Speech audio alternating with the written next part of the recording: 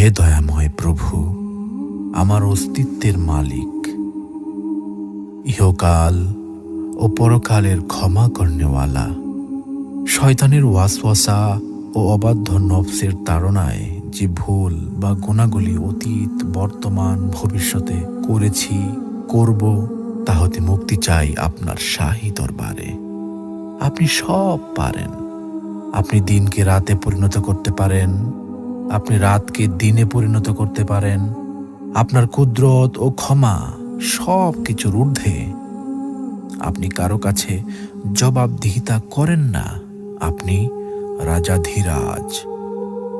আপনার মহিমা যে ভাষায় লিখি না কেন, সবই ম্লান হয়ে যাবে আপনার শানে।